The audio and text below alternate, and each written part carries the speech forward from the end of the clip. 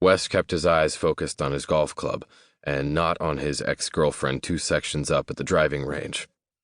Okay, he'd been watching Kaylee the entire time, but damn it, what was she doing here? Until a few days ago, when she'd ambushed him in the club's pro shop, he hadn't seen Kaylee in 4 years. Her hair was shorter now, and not the long, nearly black sheet of silk it had been in college, and despite her natural elegance, she was doing a fine job hacking it up on the driving range. The same guy she'd been with a couple of days ago slid his hand to her firm, round ass, causing a pulse to pound behind Wes's temples. It had been years since he'd seen Kaylee, but she'd been his the last time he had. Wes shoved his club into his golf bag, prepared to call it a day and get the hell out, but Kaylee glanced in his direction. Her gaze landed on him and her eyes widened as though she hadn't expected to see him there. Wes owned Club Tahoe with his brothers. Everyone knew finding him at the golf range was a given. Kaylee said something to the man she was with and they headed toward Wes. "Do you have a minute?"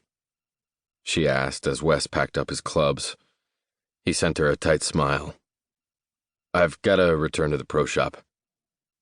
Seeing Kaylee with someone else was like a fork in the eye, and Wes was doing everything he could to keep it together. The guy with Kaylee put his arm around her shoulders, and Wes's hands tightened into fists. "This'll just take a moment. Kaylee said you went to college together and that you're a professional golfer." Wes sighed. Had it not been for this girl and the head game she'd played in college, he would be a professional golfer, tearing it up on the tour. "I'm a pro at the resort." McDouche gave Wes a blank stare. Obviously, the guy didn't know much about golf.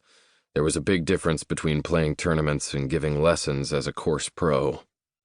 "Anyway," McDouche said, "Kaylee says you're good."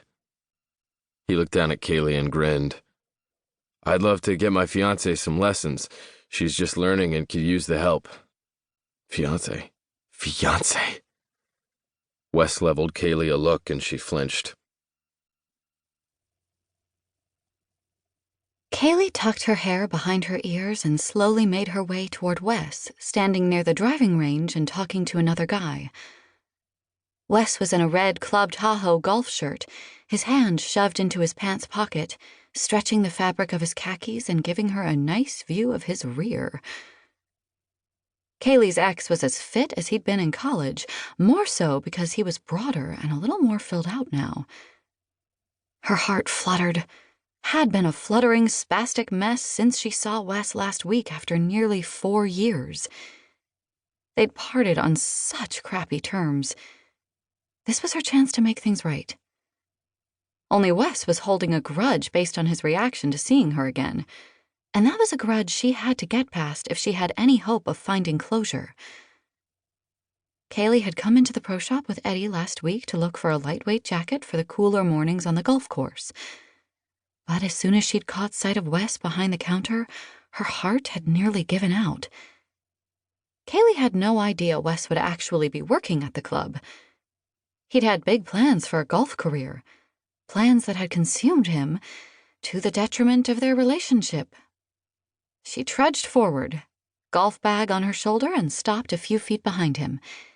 He hadn't noticed her yet, and she took the opportunity to soak in the man she'd once loved more than anything.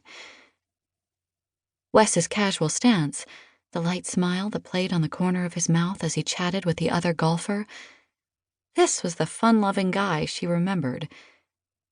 She couldn't see his deep blue eyes with part of his back to her, but she remembered the glint in them when he'd steal a kiss, or the depths they could hold when he squeezed her hand while making love to her. A warm shiver spread along her lower spine. This was a bad idea, tracking down Wes and taking golf lessons from him. Maybe closure wasn't so important after all. Not when unwanted sparks filled her whenever Wes was near. He evoked emotions she thought were gone, but apparently they'd just been dormant. And they were emotions she needed to forget if she had any hope of starting a new life with Eddie.